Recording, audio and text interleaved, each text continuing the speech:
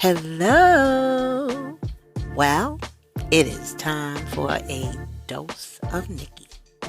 So, I want to share with you my morning routine that I have. I'm actually getting better at doing it, and I know many of you, and I've heard many people talk about, their routines. And so I wanted to share with you what I do. It really helps me organize my thoughts to prepare me for the day, helps me tackle some challenges with a little bit more ease. I'll admit to that. And so my morning routine includes like a devotional, and I really try to incorporate meditation into the process. And I've been sharing that with people because it was a big struggle for me to meditate. And it's really, I overthought it when I was talking about meditation. I realized that I was overthinking the process. It really is just as simple as just my time to sit still. That's it. And I must admit that that in itself is and was a big challenge. It continues to be a challenge for me because it's like, boom, just as quickly as I sat down, I can quickly get up and start getting distracted or listening and hearing things. So that is something that I continuously work on. I know that I'm getting better at it, but I know I can be better. Okay. But however, while I do sit still, it allows me to tap into ideas to move along a few of my goals. And the devotional component leads me to oftentimes read or listen to an audible version of the read, right? And this particular time, while I was reading, a statement stuck with me. And I want to share that with you all. And that's what the topic of the day is going to be about. The thirsty pant after wealth. That was the statement. The thirsty pant after wealth. I'm going to say it one more time because I really want it to resonate with people. The thirsty pant after wealth. And I chuckled. I chuckled when I read that because I had to read it a couple of times for it to really resonate with me. And I said, and instantly I thought of this slang I remember us using back in the days. You thirsty. When someone is, it's when someone is pointing out that the other person is pretty much pressed, right? You thirsty. Have a strong desire for something. That's really what it is when they say you're thirsty, that you have a strong desire for something. The person could be like asking for something repeatedly, and now we label them as being what? Thirsty. And when you're thirsty for something, it's a hunger, right? It's a hunger. It's actually sometimes you can lose yourself in this desire. But I'm stepping ahead of myself, so let me slow down. So let's imagine this. Being in the desert with a strong desire for water. Right? When you think of the desert, when people give you that visual of the desert, it's like, oh my gosh, it's very hot. And it's like, all I want to do is to drink a lot of water because my skin is on fire. My throat is parched. All of those things. Now, this strong desire can go one of two ways, either right or left. Let's explore the right. The right, we're going to use it and say it's the positive desire, right? You work diligently towards achieving the prize and ultimately the goal, right? And you desire the water in the desert, okay? You're going to figure out a way to reserve your energy to not exert yourself to the point of dehydration and being unable to function pretty much, right? That's what you will do in this situation. And you would think of distractions. So instead of your thoughts being on water, your thoughts will eventually be on leaving the desert to drink water freely. That's where your thought will be when you're going right. You understand where I'm going? So instead of you just be focused on the water, you need to focus on getting out of the desert so that you won't feel that way and you'll ultimately get to the water so you could drink it freely. I'll give you an example. I was watching the news the other day. Wait a minute.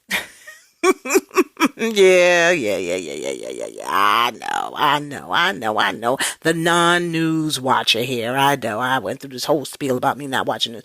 But actually, you're going to give me a pass because I stopped by to visit a neighbor of mine who loves watching the news. She shares the same name as my late aunt, who also was an avid news watcher, believe it or not. And here, wait. Here's the headbanger.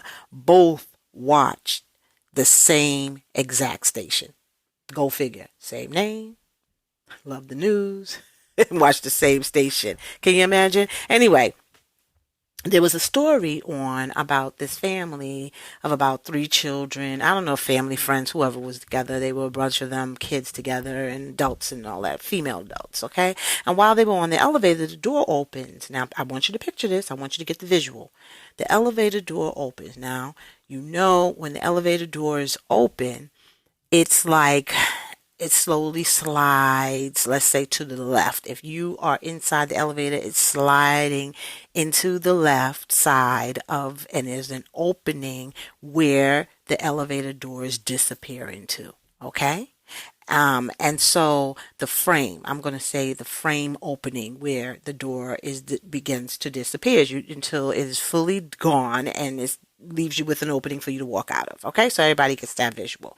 Now, in that instance, one of the children's hand and part of her forearm gets caught in the opening where the door disappears along with the door. Okay? It's starting to pull this young lady's arm. The child is screaming, right? Oh my goodness. Now I am freaking out. Like, oh my goodness. I can't even believe they're showing this on the news, but this is how I'm feeling. And I could just only imagine what this mother was feeling. But let me tell you, that mother went straight into mama bear mode. You hear me? She kicked her foot up on that door opening and started pulling the elevator door back towards her out of that open. She was not letting that happen. You hear me?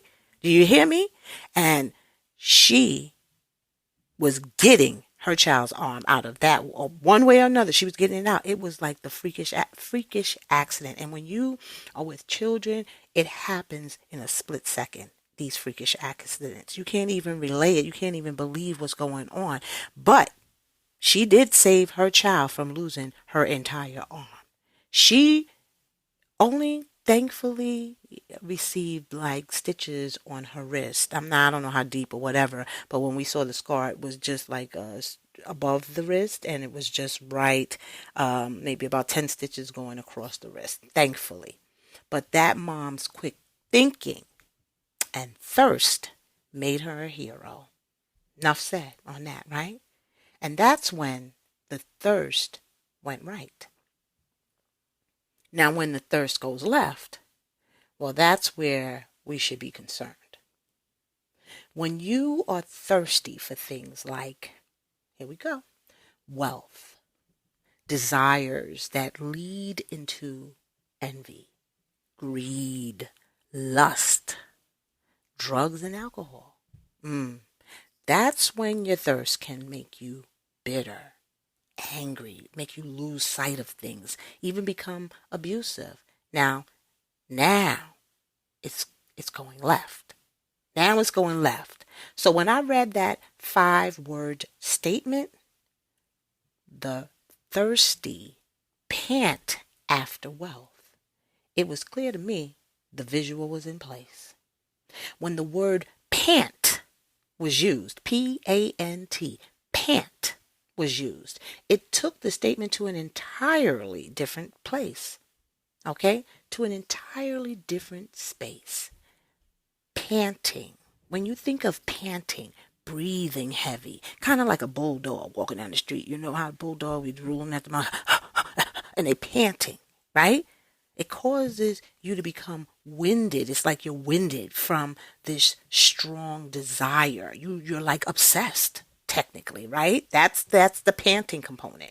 It's like fiending or being envious of someone, of their achievements, of their accomplishments, of their accolades, even their worldly possessions. It's an obsession. Okay? That's thirsting. That's when you're thirsting on the left. And many of us do aim to achieve wealth. That's okay. It's not the wealth that should be the goal, though. It's the things or the actions we take in life that will give us the wealth, the ultimate, the goal, the reward, right? You hear it too often. A person was hurt or murdered because of jealousy, envy, or even greed. All of those things are not good. People do it all the time, and I don't understand why. That's not yours. That's not your accolade. That's not your journey. Your journey, you receive the wealth that you deserve when you put in. Let's talk about it. We need to look at it like an investment, an investment account that you consistently contribute to money into. Okay, it's expected to generate some level of wealth. You're not going to just put in nothing and get $5 from it. You're going to put in 50 cents, $1, $1, and then the wealth at the end is your $5, right? You have to put in. Wealth requires something to be put in. It's not just going to happen for you. And wealth is not just money. Let's not get that twisted, please. Wealth is wisdom, knowledge, friendship, love. All of those things mentioned, you cannot purchase. It's not money. Let's think about it. Do you volunteer your talent or gifts to a good cause? Do you have an idea that can benefit people? And if you do, have you shared it? Do you provide consultation to someone who lacks the experience you have? Are you someone's mentor? Did you pick up the phone and check on people? Hey, how you doing? What's going on with you? Remember I talked to you about that. Remember that. Do you buy things for others? Something simple, like an onion. You heard the person say, oh, I ran out of onions and I have not made it to the store yet. Now you're at the store. Did you pick up the onion for the person? Sharing is truly caring. And in my opinion, those are wealth building actions. Your wealth might not come directly from taking those particular steps, but indirectly it can occur. It definitely can occur. And I want you to think about it. You have a better chance of becoming wealthy that way. This is when I asked myself, are you thirsty? And if so, in what way? So I turn to you and ask you, are you thirsty?